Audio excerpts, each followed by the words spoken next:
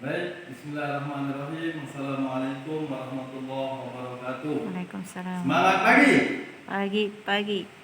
Salam sejahtera untuk kita semua. Alhamdulillah Bapak Ibu sekalian, kita pada hari ini bisa berjumpa kembali dalam diklat materi moderasi beragama. Namun pada saat ini kita akan membahas tentang wawasan kebangsaan yang dikaitkan dengan moderasi beragama. Bapak Ibu sekalian, sebagaimana yang kita ketahui bahwa bangsa Indonesia adalah bangsa yang besar dan negara yang besar. Lalu so what?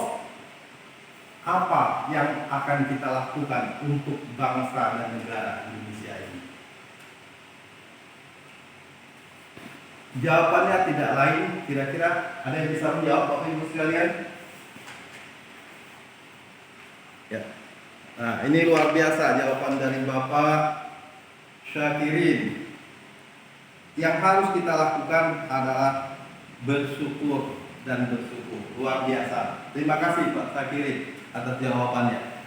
Kita harus bersyukur bahwa kita ditakdirkan oleh Tuhan Yang Maha Kuasa dilahirkan di negara kesatuan Republik Indonesia. Lalu Bapak Ibu sekalian, kita bersyukur dan belajar dari dua kasus yang ada di dunia. Pertama, yaitu kasus dari Uni Eropa dan dunia Arab. Bapak Ibu sekalian, Uni Eropa yang dulunya merupakan negara besar, bangsa yang besar, sekarang terpecah belah berkeping-keping menjadi 28 negara Uni Eropa. Di antaranya adalah Australia, Belgia, Kroasia, Luxembourg, Bulgaria, Siprus, Chechnya, Denmark, Estonia, Prancis, Finlandia, Yunani, Jerman, Hungaria, Irlandia, Italia, Latvia, Lituania, Malta, Belanda, Portugal, Rumania, Slovakia, Spanyol, Slovenia, dan Swedia. Mata uang mereka, mata uang tunggal, yaitu euro, Bapak Ibu sekalian. Dulunya ini merupakan suatu bangsa yang besar, sekarang terpecah menjadi 28 negara di Eropa. Lalu kasus yang berikutnya, Bapak Ibu sekalian, jumlah negara Arab yang dulunya mereka negara besar, bangsa yang besar, sekarang terpecah menjadi 22 negara yang terletak di Timur Tengah dan Afrika. Salah satunya yaitu negara Algeria, Bahrain, the Comoro Island, Djibouti, Egypt, Irak, Iran, Jordan, Kuwait, Lebanon, Libya, Maroko, Mauritania, Oman, Palestina, Qatar, Saudi Arabia, Somalia, Sudan, Syria, Tunisia, United Arab Emirates, dan Yemen. Nah, berdasarkan dua kasus ini yang ada di belahan dunia, mereka yang dulunya negara besar, bangsa yang besar, sekarang terpecah belah. Kira-kira apa penyebabnya, Bapak Ibu sekalian? Pak Anto? Ya, betul sekali Pak. Penyebabnya adalah tidak lain dan tidak bukan adalah mereka gagal dalam merawat perbedaan yang merupakan sunnatullah dari Allah Subhanahu wa Ta'ala. Memang Tuhan Yang Maha Kuasa menciptakan kita bersuku-suku, berbangsa-bangsa agar saling kenal mengenal, bantu membantu, saling mencintai, saling menyayangi. Itu merupakan sunnatullah dari Allah, ketentuan yang Allah tentukan kepada umat manusia yang ada di sini. Baik, Bapak Ibu sekalian. Nah, versus teokrasi dan sekuler, Bapak Ibu sekalian. Indonesia berada tidak ingin terjebak pada polarisme sekuler versus teokrasi. Indonesia memilih dan mengembangkan modelnya sendiri, yaitu negara Pancasila. Sebagaimana tokoh bangsa kita yang merupakan Presiden Republik Indonesia, Bapak almarhum Gus Dur, mengatakan bahwa, kata beliau, Pancasila adalah dasar negara yang mempertemukan paham nasionalisme dan agamis sehingga tidak ada tempat bagi negara yang ingin memecah belah persatuan dan kesatuan kita selama kita masih menerima Pancasila sebagai dasar negara Republik Indonesia. Luar biasa beliau ini. Kita doakan almarhum Gus Dur ditempatkan di tempat yang paling mulia di sisi Allah Subhanahu wa taala. Baik Bapak Ibu sekalian, kita lanjutkan materi kita bahwa kita adalah negara Pancasila, Bapak Ibu sekalian. Nah, di negara Pancasila, Bapak Ibu sekalian, di negara Pancasila, agama tumbuh dan berkembang bersama dengan demokrasi.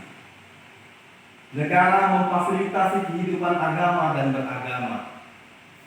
Pada saat yang sama, Indonesia juga tidak menolak perkembangan dari peradaban-peradaban yang ada di dunia. Menerima modernitas.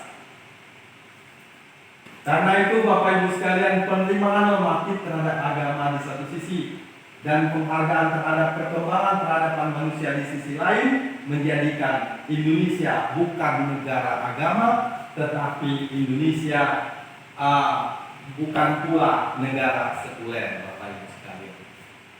Nah, disinilah letak hadirnya negara terhadap masyarakat rakyatnya agar tercipta kerukunan antar umat beragama, agar menjadikan rakyat Indonesia yang moderat, yang tidak ekstrim kanan maupun tidak ekstrim kiri.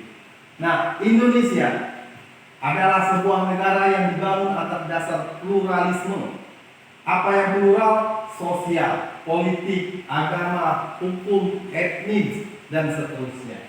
Nah, wujud dari toleransi di Indonesia, Bapak Ibu sekalian, negara menghadirkan meskipun suku Jawa adalah mayoritas, tetapi bahasa Jawa tidak menjadi bahasa nasional, melainkan bahasa Melayu, yaitu bahasa Indonesia. Meskipun Islam mayoritas, hari libur mingguan adalah hari Minggu, bukan hari Jumat.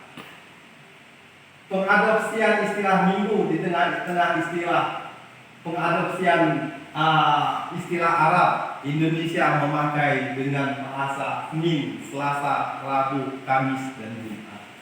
Pada hari Jumat, meskipun apapun agamanya, semua pekerja dipulangkan setengah jam lebih lambat. Apapun agama. Inilah letak toleransinya Indonesia terhadap rakyatnya, masyarakatnya. Luar biasa negara kita. Toleransi dan sangat luar biasa. Bapak Ibu sekalian, di banyak tempat di Indonesia terdapat rumah ibadah agama yang berlainan, terletak bersebelahan, Bapak Ibu sekalian. Luar biasa, Indonesia toleransinya yang semakin membaik. Indonesia yang menempatkan menjunjung tinggi toleransi kerukunan antar umat beragama. Ada masjid di sebelahnya, gereja, bahkan ada pura, ada rumah-rumah ibadah yang lain. Nah, Islam adalah agama yang dipeluk oleh mayoritas, tetapi Indonesia bukan negara Islam.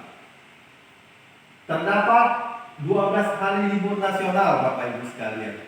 9 diantaranya diambil dari agama, hanya 3 yang non agama, yaitu tanggal 1 Januari, 17 Agustus, dan Hari Buruh. Nah, Bapak Ibu sekalian, sebagaimana yang kita lihat di tengah-tengah kondisi masyarakat Indonesia yang pluralisme, bahwa bangsa Indonesia ini patut menjadi contoh bagi negara-negara lain yang ada di belahan dunia. Apa kata dunia? Kami ingin belajar dari Indonesia. Bapak Ibu sekalian, mungkin ini saja yang dapat saya sampaikan. Mudah-mudahan materi ini membuka wawasan kita semua agar Indonesia semakin rukun, damai, maju, serta menjunjung tinggi toleransi yang ada di Indonesia. Terima kasih atas segala perhatian. Mohon maaf atas segala kekurangan. Saya akhiri dengan Assalamualaikum warahmatullahi wabarakatuh.